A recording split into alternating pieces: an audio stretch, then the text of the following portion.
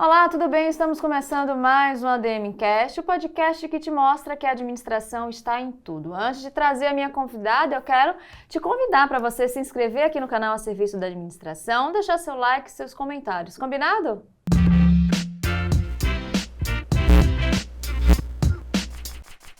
Gente, nessa edição do ADM Cast, eu tenho o prazer de receber aqui uma pessoa que vai falar com a gente muito sobre empoderamento feminino, liderança e claro que a gente vai fazer esse recorte para a participação feminina no mercado de trabalho, trazendo também a questão das mamães. Então eu tenho o prazer de receber a fundadora da plataforma Mulheres Inspiradora, professora de pós-graduação e palestrante, Giovana Quadros. Tudo bem? Oi, com quem? Tudo Acabou de bom? chegar, tudo bom, Maria? Tudo bem, um prazer ter você aqui. Prazer meu. E a gente vai bater esse papo, né, sobre vários assuntos que englobam, né, a participação feminina.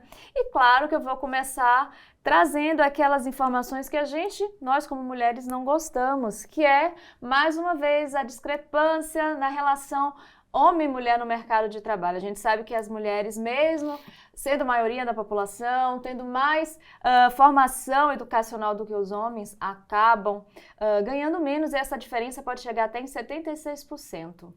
Giovana, eu gostaria de saber, na sua opinião, né, o que é que provoca isso? A gente sabe que existem vários fatores, mas no seu olhar específico.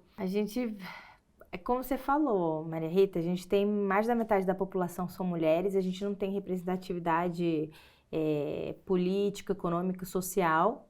Então, fora que é justo, já é sabido que os países, né, as potências que têm menor gap de gênero são as que mais faturam, mais lucro, têm menor taxas de violência, como um todo faz bem para a sociedade. Então, a gente de fato precisaria políticas mais positivas, intencionais, voltadas para gênero, para a gente conseguir incrementar isso no mercado de trabalho. A gente tem uma questão bem estrutural mesmo, né? E antiga em relação a mulheres e mercado de trabalho e a gênero no mercado de trabalho.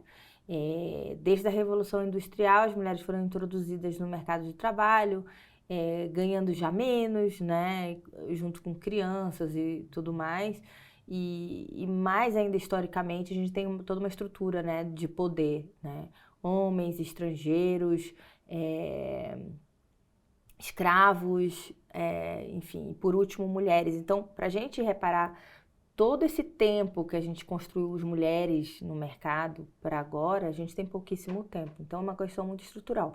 Porque as pesquisas já mostram que se a gente tivesse mais mulheres e mais equidade, de acordo com o Fórum Econômico Mundial, que teve recentemente, que foi até em janeiro, que atende esse tipo de temas, a gente já sabe disso. Só que é uma coisa que ela não é racional, ela é intrínseca, né? Então, a gente tem toda essa estrutura. É um mercado de trabalho montado para os homens, feito pelos homens para os homens. Então, não atende uma mulher, e principalmente uma mulher que é mãe, que precisa gerar e tudo, que é onde a gente chega no lance do momento onde tem a maternidade, que as mulheres estagnam ali na parte de carreira e os homens crescem. Então, vai desde o salário, que a gente ganha até 30% menos numa mesma posição, num cargo, no mesmo cargo, até com mais estudo, ganhando menos, até toda a estrutura de uma cadeia de mercado que não atende a mulher que gera ser humanos, né? Então, ele é bem complexo porque ele é bem estruturado por décadas. Então, é complexo. A gente hoje ainda assim avançou um pouco, mas ainda pena muito, né? É isso que eu ia te perguntar, onde é que a gente está errando e onde é que a gente está acertando nesse assunto? A gente tem visto, principalmente com a entrada do ISD, né, e se popularizando, empresas de capital aberto sendo obrigadas a atender isso, porque a gente não sobrevive. Se a gente manter uma sociedade como essa, desse jeito, né, não sobrevive. Então, a gente precisa consertar isso até para a gente conseguir atender mais da metade da população que não está sendo assistida. É um quesito estrutural que a gente vive hoje E a gente precisa falar sobre o tema e, mais que falar, trazer ações práticas para a gente possa ir galgando maior equidade para o mercado de trabalho. Então, a gente tem várias ações privadas e não privadas, públicas. Acredito que muito mais privadas, né? De acordo com o ranking do Fórum Econômico Mundial, o Brasil está nos países bem abaixo em relação a políticas públicas voltadas para mulheres. Então, a gente precisa, e eu acho que até o G20, estando sendo sediado no Brasil, é um ponto que é importante para a gente trazer essa questão em voga. E a gente precisa trazer 360 em todos os caminhos. Gênero, ele é transversal. Então, quando a gente fala de gênero no mercado de trabalho, a gente já tem ações. Eu tenho especificamente com mulheres em posição de liderança. Tem corporativo que tem metas voltadas para isso. Então, a gente ser mais assertivo, mais intencional e mais forte nisso. Porque se a gente for esperar o tempo normal para se seguir, nem minha filha vai poder ver, porque são mais de 130 anos de gap de gênero no mercado de trabalho. E não é justo. Então, a gente precisa ser intencional em todos os aspectos, público e privado, e fomentar não só com o discurso, mas com ações efetivas que a gente possa chegar lá, né? Bacana. Aqui nesse canal, Giovana, a gente já entrevistou várias líderes, mulheres conselheiras, a maioria é mãe, e todas elas disseram que foi possível construir uma carreira porque elas tinham uma rede de apoio. A gente sabe que, infelizmente, nem todas as mulheres têm essa rede de apoio. Se a gente for pegar assim, essa questão da inclusão, da diversidade de gênero, como que a empresa pode tornar esse ambiente mais inclusivo, um ambiente de trabalho mais inclusivo para a mãe? O que você poderia deixar de dicas, de orientação? O que você tem acompanhado sobre isso? As empresas, no geral, Maria Rita, não estão adequadas para mais da metade da população que está no mercado de trabalho, muitas vezes empreende justamente porque esse mercado não atende no corporativo, então vai empreender por necessidade até, porque ainda na nossa sociedade como um todo, o papel da maternidade é como se fosse exclusivo da mulher. Isso é uma questão histórica de divisão biológica de quem tem filho e de quem não tem filho, e insana, né? Porque não é possível, né? A mulher ser boa mãe no trabalho, a gente tem um imaginário disso. Então, são poucas as empresas que de fato trabalham o quesito de licença maternidade adequada, de licença paternidade, que é o primeiro passo voltado para a equidade.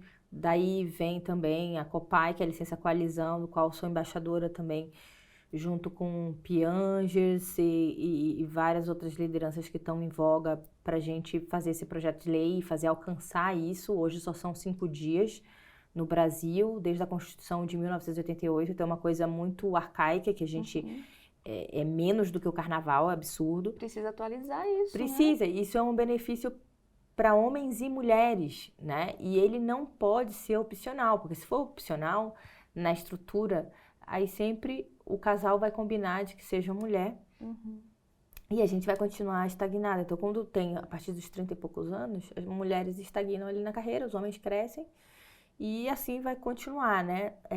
E a gente precisa dividir melhor esses papéis. E aí o corporativo em si é desde uma questão estrutural, porque hoje se uma mulher quiser, saiu da licença, voltou pro corporativo, entra, não tem onde ela tirar o leite. Vai tirar o quê? No banheiro, lugar mais...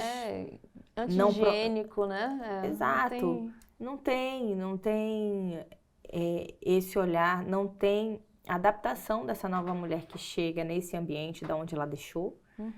As lideranças geralmente não estão a par disso, fica tudo em volta de pessoas, RH, e não tem algo olhando para isso. Não é à toa que mais de 50% das mulheres, quando retornam, já vão embora depois, não fica no mercado. Então, são poucas essas que atendem esses quesitos, desde a licença maternidade, paternidade, estruturalmente, o atendimento dessa mulher quando ela sai, quando ela volta, enfim. Então, eu acho que um olhar mais humano até para quem pensa só na parte do lucro, né? Dentro do ambiente em que a gente está inserido, mesmo assim já é comprovado, né? Que as empresas que têm mais equidade, que têm mulheres, por exemplo, em posição de liderança também, têm mais faturamento, se a gente for por esse viés, né? Enfim, eu acho que ainda falta muito, sim, e talvez o papel da liderança seja primordial para que isso mude o cenário.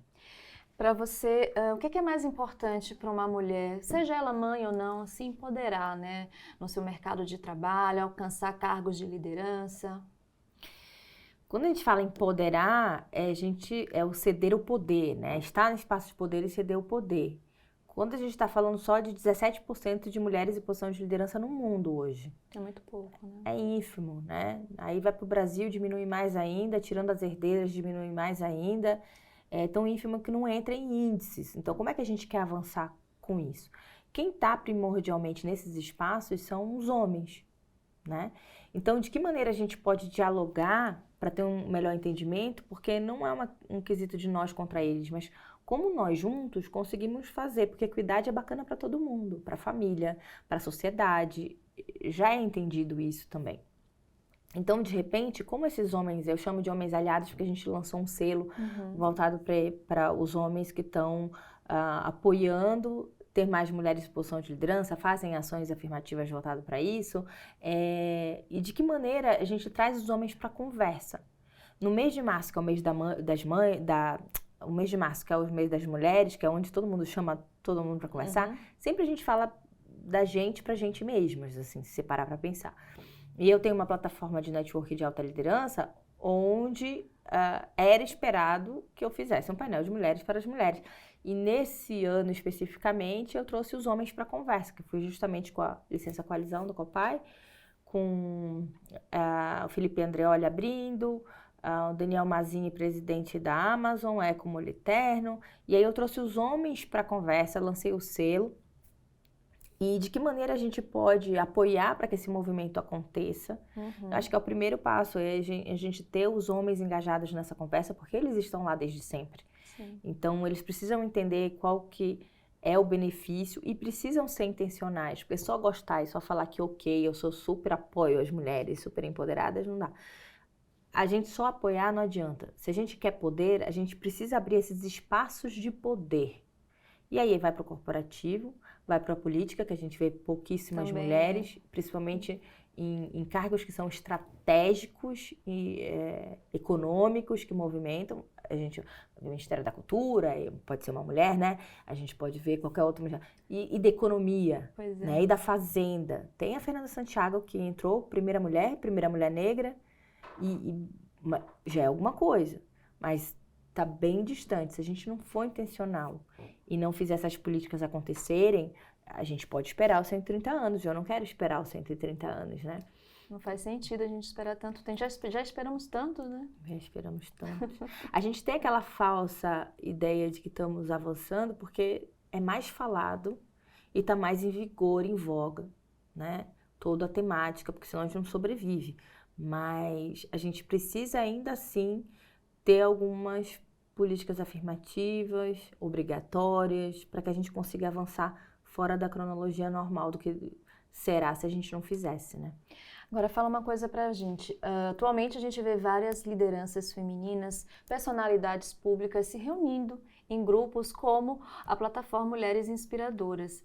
Qual a importância, né, dessa união, de ter essas mulheres que são exemplos, que são inspiradoras, não é à toa que tem esse nome, como porta-vozes, né, dessa luta mesmo, que é pelo empoderamento feminino, não só pelo empoderamento feminino, mas também pela equidade, né, de gênero em todos os setores da sociedade. Fala um pouquinho pra gente sobre a importância desses grupos e depois queria que você falasse como surgiu, né, a plataforma.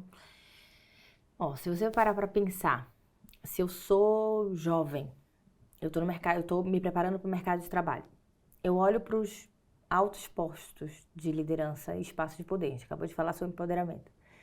Se eu não vejo iguais, como é que eu vou saber que aquele é um lugar para mim? Como é que eu vou ter ideia que aquilo ali é para mim? as meninas hoje, elas olham para esses espaços e elas não veem iguais. Se eu sou uma menina negra, uma menina de periferia, indo para o recorte social e racial, aí que eu não vejo mesmo.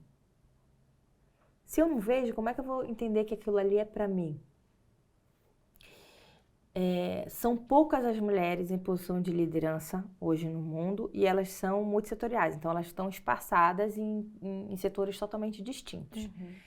Há 9 anos atrás, quando eu lancei o livro Dicas de Mulheres Inspiradoras, reunindo a trajetória de mulheres super inspiradoras no Brasil, como Luciana Trajano, foi o primeiro livro.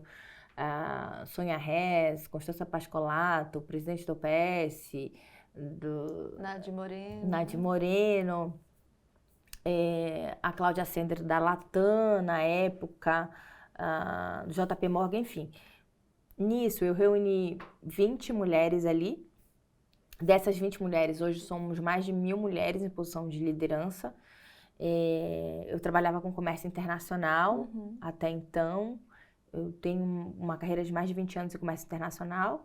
E há 9 anos, o Mulheres Inspiradoras. Ele foi precursor em reunir pela primeira vez essa alta liderança no Brasil e a gente fomentar essas mulheres para que se agregassem, pudessem se manter e ainda crescer dentro da liderança brasileira, porque não estamos sozinhas, a gente consegue ter uma comunhão pela primeira vez, desmistificar vários assuntos voltados para a competição feminina, entender o nosso papel de porta-voz em cada um desses setores, que é importante, ser inspiração para essa nova liderança que está vindo e poder ver que a gente está ali e se refletir ali. E com isso a gente conseguiu construir uma coisa poderosíssima, porque foi crescendo e se desenvolvendo a plataforma.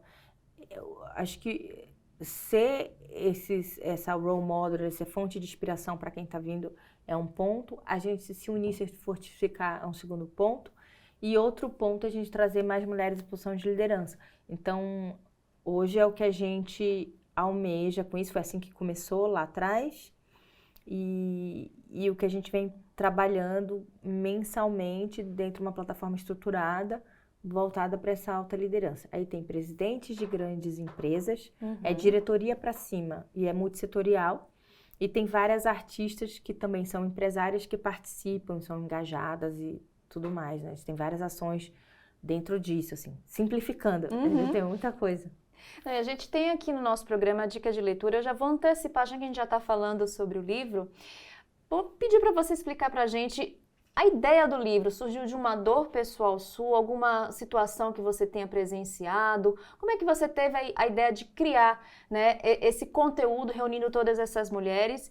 E para a gente fechar essa dica de leitura, o que é que as pessoas encontram nessa edição e se você pretende fazer novas edições? Foi há 9 anos atrás, foi sem querer, assim, eu caí de paraquedas nisso. Na verdade, eu entendi meu papel, minha causa na construção dessa obra, né, que foi reunir a história delas e poder estudar isso. Eu tinha total viés de gênero, era uma pessoa machista, e aí nesse processo eu fui me descobrindo, só que aí, em vez de eu fazer uma caminhada solo, eu reuni 20 mulheres, aí foi aí que ferrou tudo, ou melhor, que melhorou tudo. Porque acabou acontecendo isso, e aí nesse meu processo, eu fui trazendo várias outras mulheres junto comigo, e a gente foi entendendo o nosso papel, como é que a gente pode usar esse espaço de poder para protagonizar, não só para nós mesmos, mas para outras mulheres. A gente conseguir construir uma rede network poderosa onde a gente se ajude e era esse o primeiro passo, mas ele não foi intencional. Depois eu lancei um outro livro quando eu estava no puerpério. By the way, minha filha nasceu no Dia Internacional da Mulher também. E não foi nem de cesárea, hein? Foi parto natural, porque já tinha... Eu falei, tá bom, Deus, eu já entendi qual é a minha missão na Terra. E aí eu fiz no puerpério o segundo livro, que foi para a Rede Unodera, que chama De Tatame ao Império da Estética, contando um pouco da história empreendedora feminina da dona Edna Nandera na estética. Devo ir para o terceiro livro, mas isso ainda é em off, aí dessa vez eu fui procurada por uma editora. Bacana.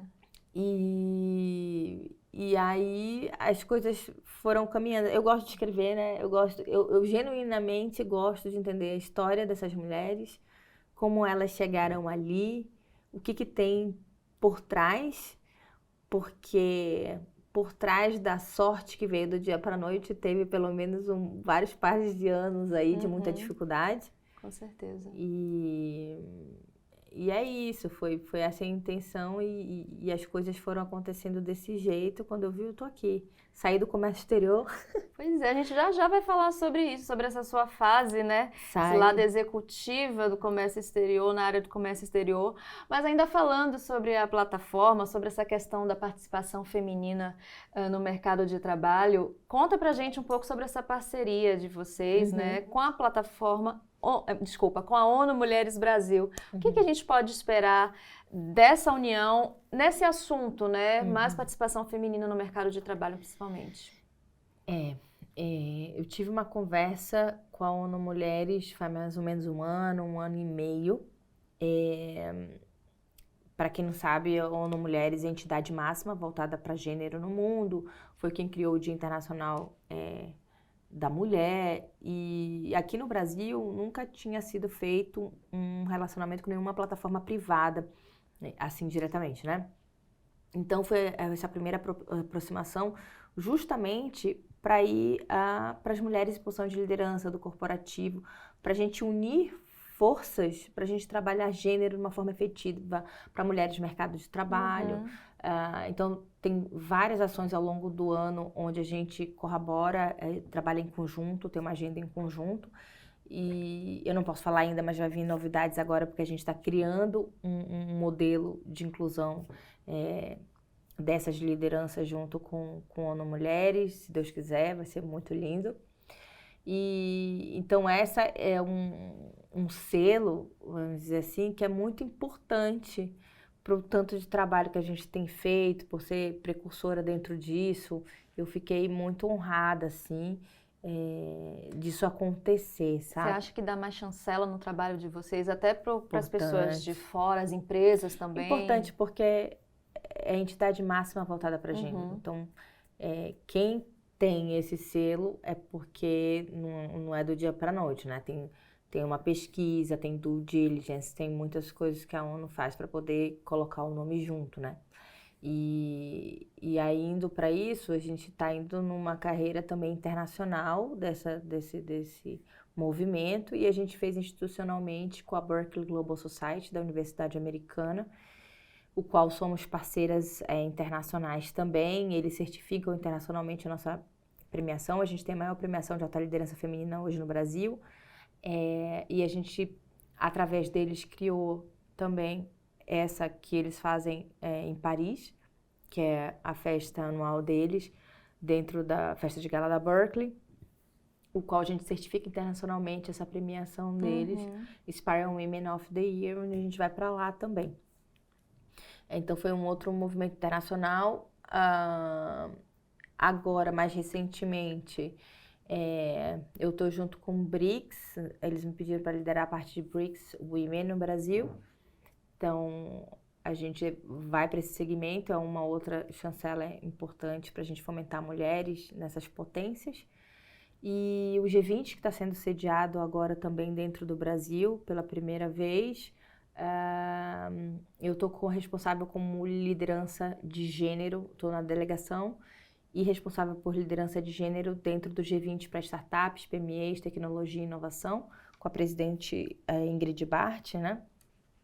E com tudo isso, essa ideia é que a gente unifique forças para a gente conseguir trabalhar mulheres, liderança gênero de forma mais efetiva, e intencional para que isso aconteça, principalmente dentro do Brasil, que agora está em voga, vai ter COP30, e a gente sabe que todos os aspectos voltados do ISD, né, da sustentabilidade, tanto a parte climática, as mulheres são as que mais são afetadas em todos esses aspectos. Então, a gente é uma grande maioria e ainda dentro do mercado de trabalho, na sociedade, nós somos minorizadas.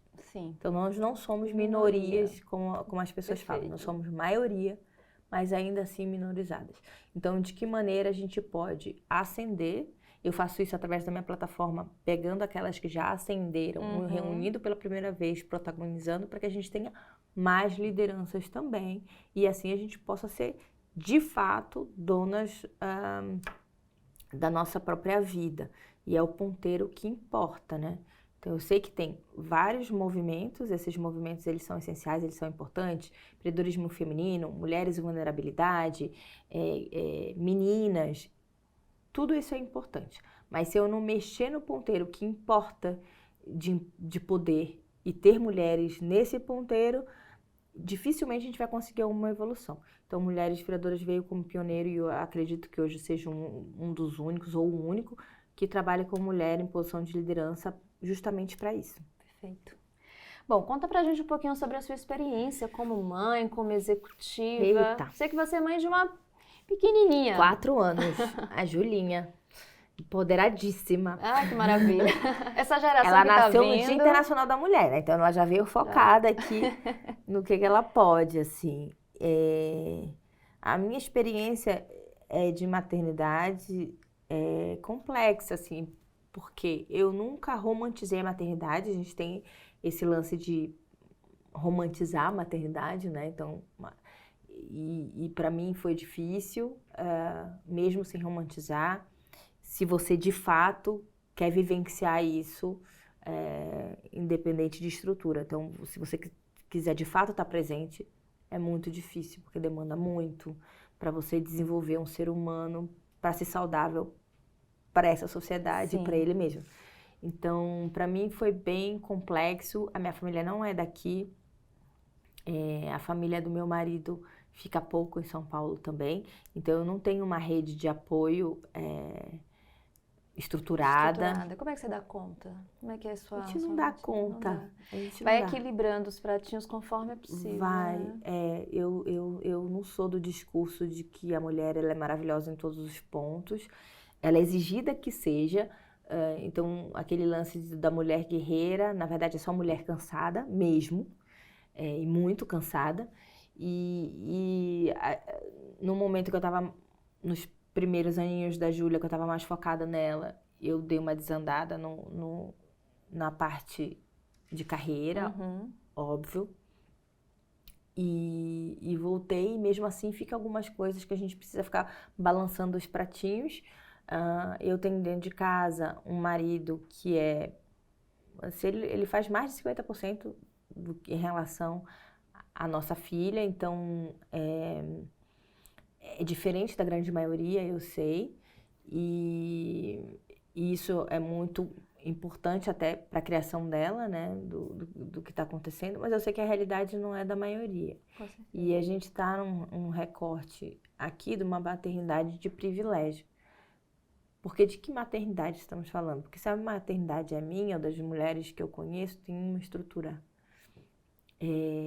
Da grande maioria das mães, não tem. Não tem. Porque muitas vezes a estrutura das mulheres que estão cuidando dos nossos filhos deixam de cuidar dos filhos delas. Então a gente só evoluiu da parte escravocrata ali, que tinha as amas cuidando dos filhos, para as empregadas domésticas, para as babás. Então é uma questão estrutural do capitalismo que é complexo em relação à maternidade e que tipo de maternidade. E aí, de novo, a gente entra num assunto de como que vamos estruturar isso em todos os setores, no privado, a gente com a gente mesmo, né? Na parte pública também, que é bastante importante. E reaver tudo isso. É importante, é primordial. Em pesquisa já sabemos que dá resultado se a gente tiver essa mulher inserida, mas ainda assim falta mais. Que tipo de vieses você acredita que ainda mantém essa estrutura, né, da mulher não assumir lugar que ela tem que assumir de fato, né? No caso, se ela tem condições de ser, de assumir um cargo de liderança, por que não? A gente fala muito do machismo, mas eu imagino que seja uma questão cultural, desde a infância já vem, né, essa criação patriarcal, colocando a mulher sempre... Não, você não pode fazer esse tipo de faculdade, porque isso é de homem. Não, eu nunca vi uma mulher fazer, sei lá, engenharia, por exemplo. Como é que você vê esses vieses? Você acha que a gente está conseguindo superá-los? Eu acho que ainda está distante. O machismo ele acontece na cabeça de homens e mulheres, então, porque as mulheres são machistas. Na verdade, a estrutura toda é machista. Você mesmo acabou de nos dizer que você tinha um pensamento, né, na cabeça. Todo mundo. Eu fui criada nessa estrutura. E é difícil a gente conseguir se livrar, né, desconstruir. É muito intrínseco, então por mais que a gente faça um esforço até, ainda assim é complexo. Quem estão nos postos de liderança são os homens. Quem contratam, quem trazem, quem faz quem tem o viés ali do gênero, então são todos nós. Então é complexo. Eu fui para algumas escolas públicas e dar palestra, né? Então você chega ali com 10 a 15 anos, meninas que estão se preparando, o que elas entendem às vezes pela sociedade, pelos próprios pais que fazem isso não intencionalmente, né, colocar ela para proteger, às vezes, assim, na cabeça deles. Então, qual é o papel de mulheres? Ela é cuidadora, certo? Ela cuida do lar, ela cuida do filho, ela cuida do marido. Então, ela nasceu para aquilo. Ela, antigamente, tinha só que protagonizar e competir com uma outra mulher para o dote de ter o homem. Era essa a estrutura, era assim que ela poderia ser alguém na vida, não por si só, mas ser alguém através de um homem, né? Então, foi isso que a gente veio historicamente acompanhando. Então, como é que eu posso olhar para ali e me enxergar? Porque já me colocaram numa caixa desde que eu nasci. Não jogaria nela não, no parquinho, porque ela é menina. E a menina de 2, 3 anos escuta isso. Não jogaria não em mim porque eu sou menina. Eu sou menina porque eu sou mais frágil. O homem, o menino, ele é mais, né? Mais corajoso, ele valente. Mais preparado. Aí você coloca ali brinquedinhos de o quê? Cientista, de risco, de um monte de coisa. Para criança o quê? Ensina ela a cuidar de uma criança, para ela ser mãe apenas, né? Então, desde que o mercado, quando ele era força bruta para uma questão genética, fazer uma coisa. Hoje em dia, a questão intelectual, as mulheres são as que têm mais anos de estudo, né? Sim. Dentro de qualquer carreira e competição. Sim. Então, isso é um estigma que a gente tem de mercado. Algumas mulheres se veem assim, e aí eu não gosto da gente jogar as coisas nas mulheres, porque a estrutura em si, ela é formada desse jeito. Então, quando ela se enxerga assim, nada mais é do que o mercado mostrou para ela que era para ela se enxergar assim. E cada vez mais a gente tem mulheres protagonizando, com exemplo agora recente da Oprah no Brasil, né? Ela teve um texto focado para isso, e aí todos pensamos assim nessas caixinhas. Então, quando você fala, por exemplo, Maria, se eu te trazer ações que a gente pensa voltado para a liderança, exemplo, assertiva, racional, risco, automaticamente, pelo teu corte cognitivo, você vai associar com uma figura masculina ou com uma figura feminina. Se eu falar emocional, holístico, participativo, você vai conectar com uma figura masculina ou com uma figura feminina. Quando você vê uma mulher que está exercendo um cargo de liderança, uma posição de liderança, que ela tem uma voz mais assertiva, mais analítica, tomar riscos, ela vai ser criticada como, olha lá, a general. Exatamente. Olha lá. Severa, né? Severa. Então, você não está preparada, e aí essa crítica vem de todos os gêneros, né, para a mulher.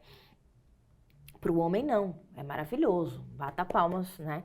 Então, ainda assim temos isso, e a gente precisa trabalhar esses pontos para a gente conseguir se ver, né? Quando você contou pra gente que você tinha, né, um pouco desse pensamento machista que você despertou, como é que você trabalhou isso em você? Primeiro, qual foi o ponto de virada e quando você percebeu, como é que você trabalhou isso para se tornar essa mulher que você é hoje? Eu acho que eu comecei a estudar mais sobre gêneros, mulheres e mercado de trabalho, porque eu não queria estar nesses espaços e ser rasa em relação a isso. Não tinha nem material no Brasil, então eu estudava muito material de fora e tudo. E nessa época eu fui me dando conta, porque para você conseguir esses cargos e ir crescendo na carreira, e para mim foi isso, quanto mais eu fui crescendo, menos mulheres eu via na mesa, né? Da negociação, da decisão. E aí, você, para conseguir romper essas bolhas, você tem que falar a linguagem masculina. Uhum. Eu falava super bem a linguagem masculina. Eu só tinha amigos homens. Eu andava com eles, eu falava como eles, eu me vestia como eles. Eu pertencia a esse espaço. Eles me deixavam entrar nesse espaço. Uhum. Quando eu fui entendendo as jogadas, então, ria de piadas machistas, eu fazia piadas machistas, né? Me vangloriava de só ter amigos homens. Então, você pertence àquilo. Quando eu comecei a entender, eu via que numa mesa de negociação eu tinha dado uma ideia e no final da reunião, uma outra liderança, um homem, repetia a minha ideia e era acatada ou era escutada. E fui eu que dei a ideia inicialmente. Tinha piadas antes de eu sentar na mesa em relação ao meu corpo, à minha roupa, objetificando para poder invalidar ali um pouco antes. É tudo muito sutil, Sim. é tudo muito natural.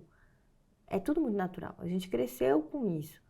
Igual como a gente, assim, hoje, menos, né? Você não vai A gente fazer... consegue identificar hoje mais facilmente, talvez, por tanto que a gente tem conversado sobre isso. Porque, como você falou, é muito sutil. Mas ainda numa bolha pequena, né?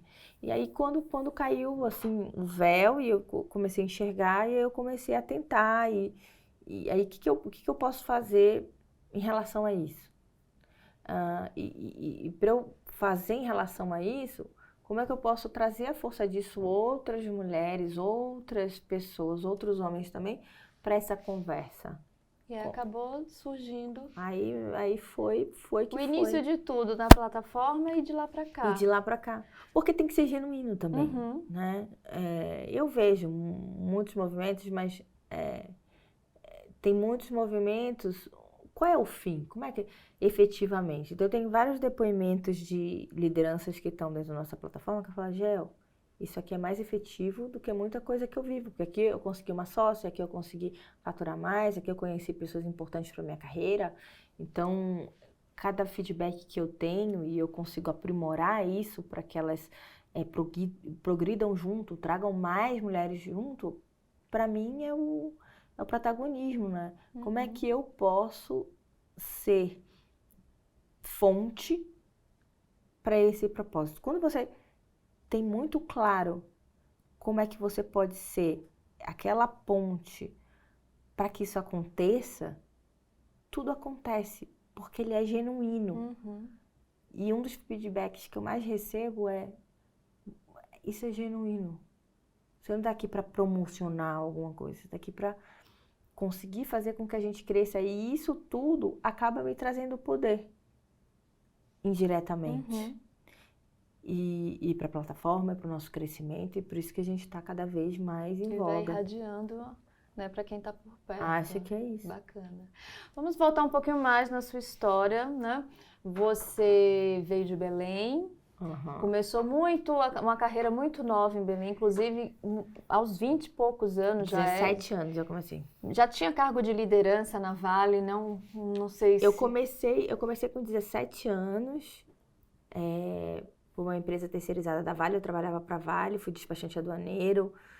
Eu sou de Belém, então eu fazia isso lá, é muito forte lá, né? Sim. E aí eu comecei assim, eu tinha feito comércio exterior e fui crescendo nessa carreira, vim para São Paulo para fazer pós-graduação, depois eu fiz uma outra pós-graduação fora do Brasil, Trabalhei em várias empresas multissetorial, então de farmacêutica, alimento, estética, tudo que você imagine, trazendo São mais de 20 anos, né? mais de 20 anos nessa carreira. Então eu tenho mais tempo até nisso, né? Em corporativo. Viajei em muitos países, fiz mais de 30 países, assim, internacionalização de marcas. E aí, quando foi em 2015 que veio o livro e que eu comecei a desbravar esse terreno, eu ia fazendo esses encontros em paralelo ao meu trabalho principal. E aí, ali eu achei um propósito, porque o feedback era gigante. Então, todo mundo, isso não existe. Eu tinha feito pesquisas para saber se tinha alguma outra... Tinha já poucos movimentos de mulheres, mas não tinha nenhum reunindo alta liderança 9 anos atrás. Aí, como não tinha nenhum reunindo... E eu fui num grupo que era majoritariamente de homens, óbvio, e eu tinha visto, eu era uma das gatos pingados que tinham por ali. Eu pesquisei, não tinha, não tendo o ambiente que eu gostaria, eu criei o próprio, sem intenção nenhuma, porque a gente sabe que quem cria esses ambientes são pessoas que conseguem dar uma carteirada para que as pessoas venham. Então, hoje, um movimento igual o meu, de uma pessoa que veio do nada, sem carteirada nenhuma, mostra que ele, de fato, é genuíno. As pessoas são engajadas genuinamente, assim, se você for ver. E elas protagonizam isso. Acho que isso me dá muito, muito orgulho.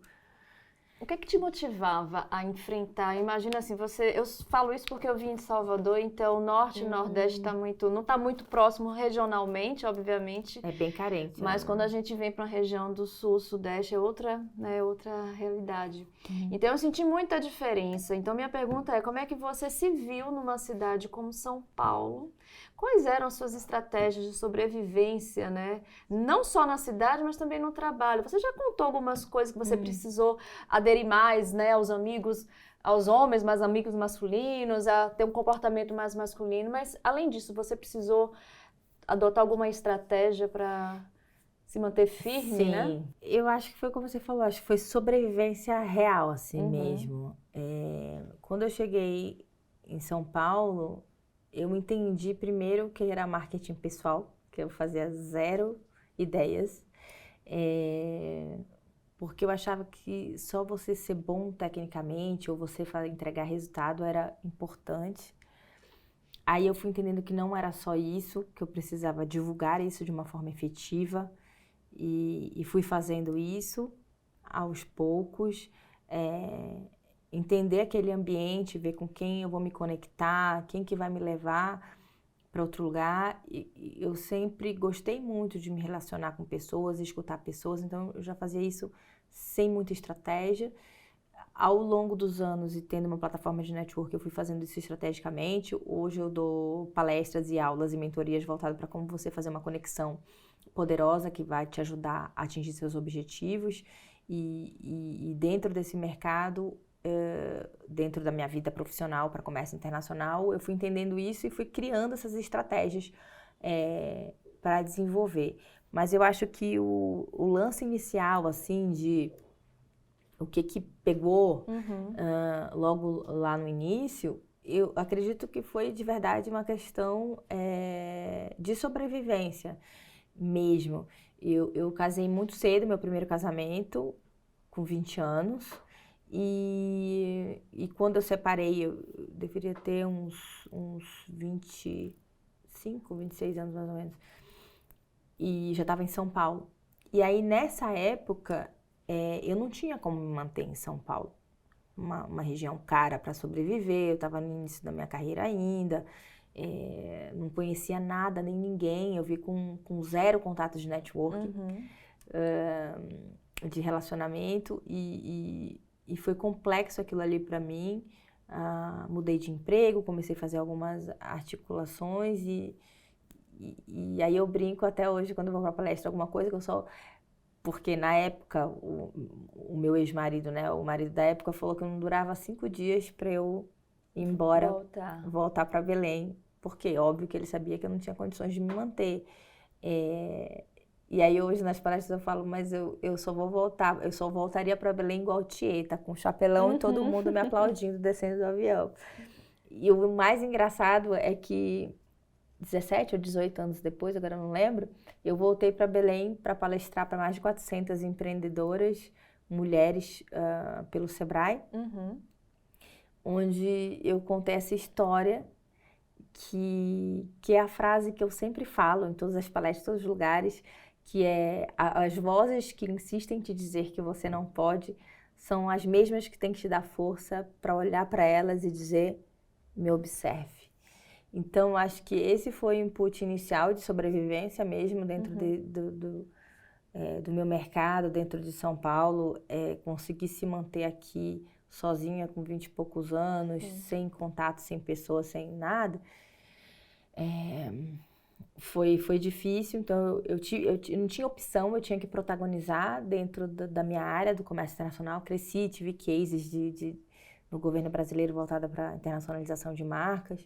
Depois encontrei meu propósito voltado para mulheres e liderança, que nada mais foi do que fazer o network que eu já fazia desde sempre, o network que eu fazia internacionalmente com empresários, mas focado para um objetivo que me preenche, que é a gente estar protagonizando em gênero, mulheres e liderança.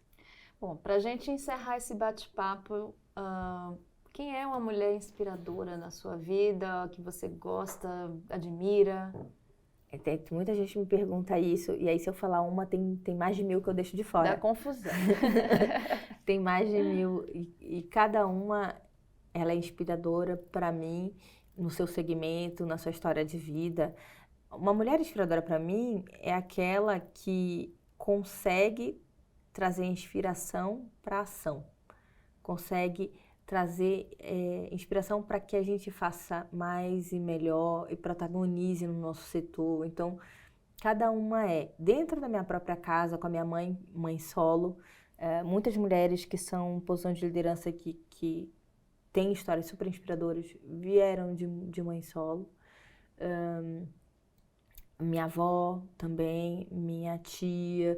Então, tem várias mulheres que ali em casa eu já via como referência de liderança, que mantinha a casa. As mulheres são 50% aí mantêm os lares brasileiros. Então, eu já via isso ali, né? E hoje eu tenho referências em todos os setores que você imagine, de histórias muito inspiradoras, que protagonizam. E tudo mais. Então, para mim, uma mulher inspiradora é isso. E as mulheres inspiradoras da minha vida são todas essas, mais as que eu tenho em casa também, né? Que maravilha. Bom, e falando em mulheres inspiradoras, eu não posso encerrar aqui esse programa, porque eu descobri que no mês passado a Gel participou, né, de um evento que trouxe a Oprah Winfrey aqui para o Brasil. Inspiradora Master. Como é que foi essa experiência? Como é que foi esse encontro? Inspiradora Master. O evento se chama Legends in Town. A plataforma Mulheres Inspiradoras é parceira oficial do Legends in Town. Para a gente fomentar as mulheres, principalmente com uma figura igual com a Oprah, a convite do meu amigo Márcio Flores, também é um homem aliado, e ela veio para o Brasil trazendo toda a bagagem do que é uma Oprah para todas as mulheres, né, no mundo, uma referência mundial de conquista, de potência, né, de inspiração. E eu tive o prazer de estar lá, de escutar tudo que ela transmitiu, de poder conhecê-la, tirar uma foto com ela. Foi incrível, assim. Várias outras amigas deram depoimento de como saíram impactadas.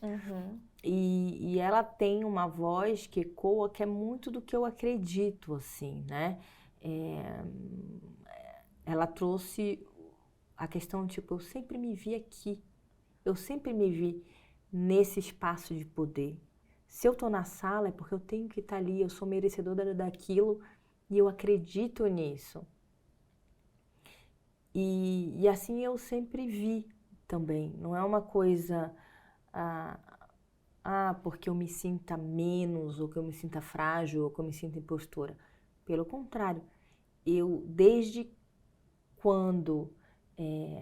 sempre, eu sabia que eu iria protagonizar, que o espaço é meu e mais ainda, que através de mim eu consiga trazer mais benefícios para todas nós. Então foram falas potentes voltado para que ocupe seu espaço, ele é seu, vá lá, seja o caminho através de você, e disse, eu venho como uma, mas eu represento mais de 10 mil. E é um pouquinho do que eu tento fazer aqui na América Latina, né? Eu venho como uma, mas represento milhares. Isso aí. Bom, com essa mensagem a gente encerra esse bate-papo. Um prazer ter você aqui com a gente. Prazer é meu. Quem quiser continuar te acompanhando, né, depois aqui do nosso bate-papo, onde é que te encontra?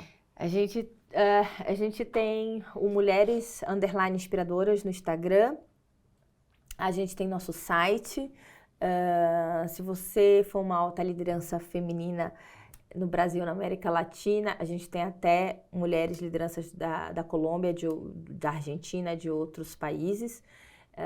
Você se cadastra no nosso site ou no Instagram, tem o link também. Você vai passar por um processo ali para poder garantir a sua vaga e pertencer a essa comunidade exclusiva. Reforçar esse coro de alta liderança. Né?